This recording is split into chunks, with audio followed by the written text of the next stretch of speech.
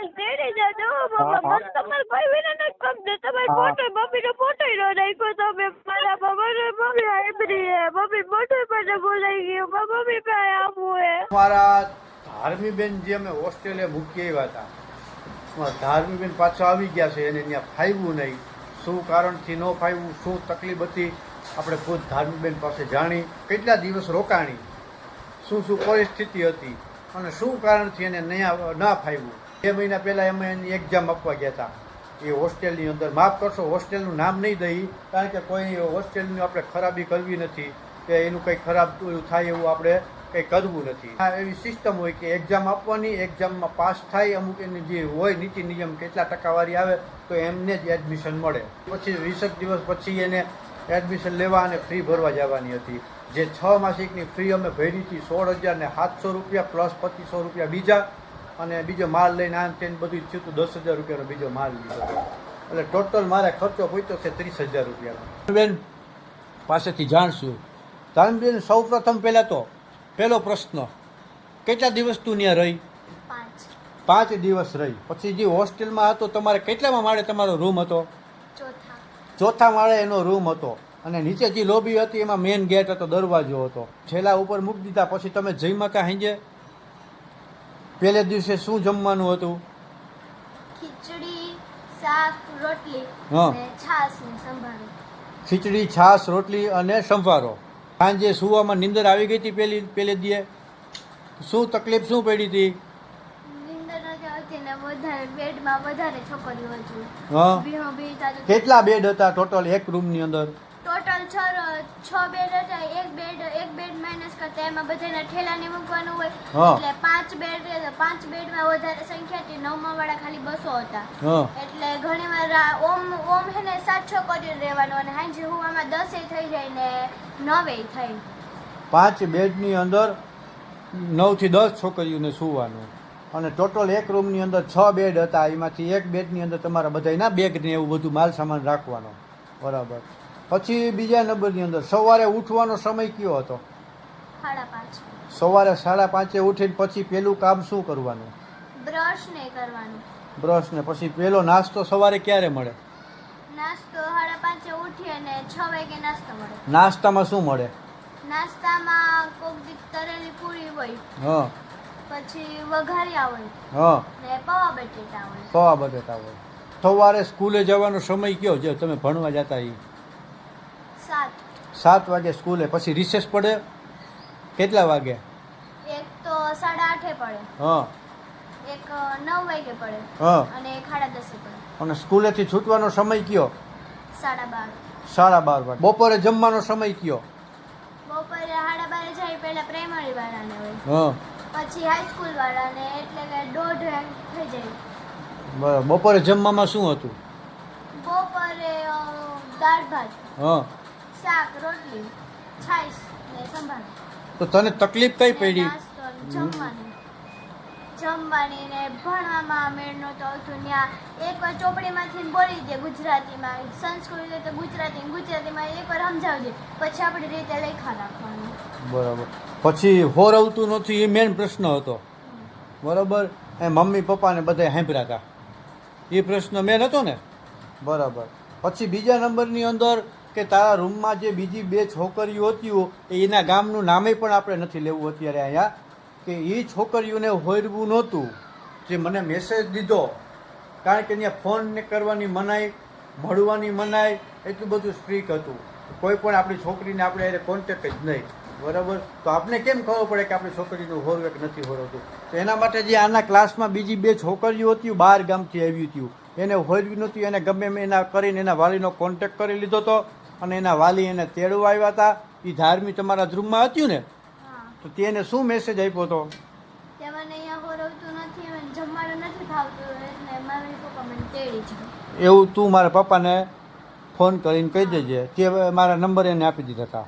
હા. તો મને મિત્રો એનો નંબર પણ ફોન પણ આવ્યો હતો, જે તમને હું હમણાં સંભળાવું. શું તકલીફ છે એ તમને સંભળાવું. હાલો. હલો, હાલો. ધાર્મીના પપ્પા બોલે? હા. ધાર્મીને હાવ હોરવતું નથી ને કઈ ખાતા પીતા નથી. હા. એને એમ કીધું કે તેડી જાજો. ત્રણેય છોકરીઓને કે એકને જ?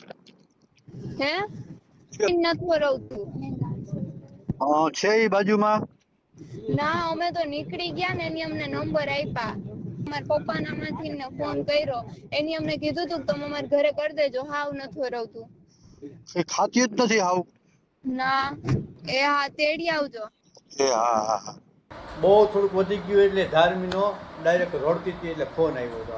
ફોન કરાવ્યો હતો જે ત્યાં કે ભાઈ તમારી છોકરીને આ તકલીફ છે.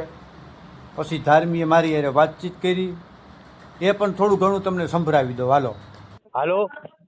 હાલો હા બેન, પપ્પા મારે નથી હરવતું. તને એકને જ નથી હરવતું કે ત્રણમાં છે કઈને? ટ્રેનમાંથી એક જ નથી હરવતું. હું વાંધો શું આવે છે? નથી હરવતું પપ્પા. તમારે મમ્મી વિના નથી ગમતું મને.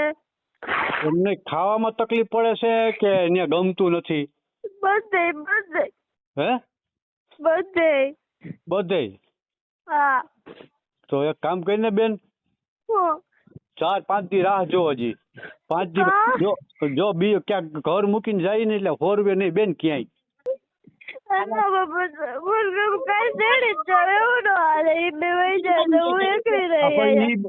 ઈ બધી તેડી જાય એટલે મારી દીકરી તને હું 1 કલાક નહીં રાખું, તને લઈ જાય. ઈ રીએ તો ત્યાં સુધી રે અને 5-6 દી મારી દીકરી વાંચજો. હોરવી જાય. જો અહીંયા તું આવે તો તારે બધું સ્કૂલ આખો છેલ્લો લઈને અને બસમાં જવું પડશે. બસ સ્ટેન્ડે ઉતરી પછી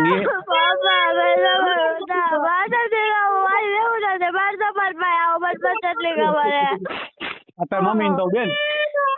હા મમ્મી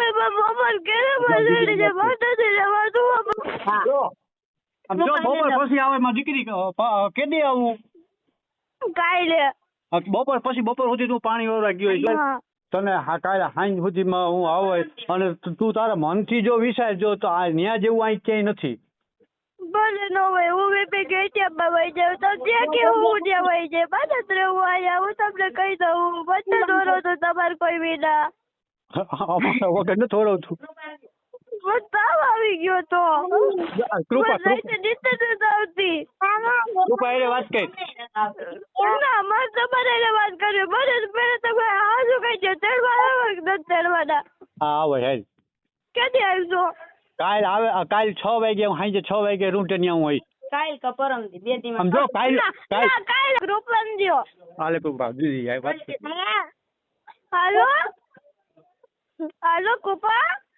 ધ્રુવે પપ્પાને કે જો પણ કઈ તેડી જાય. બસ તમારે કોઈ બી નથી હરવતું.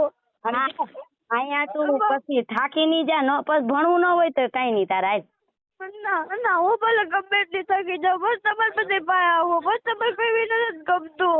અહીંયા તારે કાયમ સવારમાં વહેલું જાવું જોહે. ભલે તું કઈ એટલા વાગે ઉઠી જાય. ભલે રહું. હા ભલે. હા તેડી જા. બસ મને કાલ તેડી જાજો. હીરું ને દે. હાલે હીરું. હાલો બોલ. હીરું હું કઈ પપ્પાને કે જો મને કાલ તેડી જાય. હા સમજો મને કાલ તેડી જાજો. મને તમારે કોઈ વિના નથી ગમતું. તમારે ફોટો મમ્મીનો ફોટો નો નાખ્યો તમે. મારા મમ્મી આઈબ્રી હે. મમ્મી મોટો મને બોલાઈ ગયો. મમ્મી પાસે આવું હે. હાલો મિત્રો, રેકોર્ડિંગ સાંભળ્યા. હવે પછીનું નેક્સ્ટ કાર્યવાહી છે ને આવતીકાલે ઉપલેટાની અંદર આપણે ભણવા મૂકવાની છે. કઈ સ્કૂલમાં મૂકવાની છે? વીપી ઘેટિયાની અંદર. અને અહીંથી હવે અપડાઉન કરવાનું છે. બરાબર ને ધાર્મિકબેન? સવારે 5:30 વાગે ઉઠી જવાનું છે. 6 ને 5 વાગે આપણા ગામના બસ સ્ટેન્ડની અંદર એસટી આવી જશે. બરાબર ને? એસટીની અંદર પાસ કાઢી લેવાનો છે.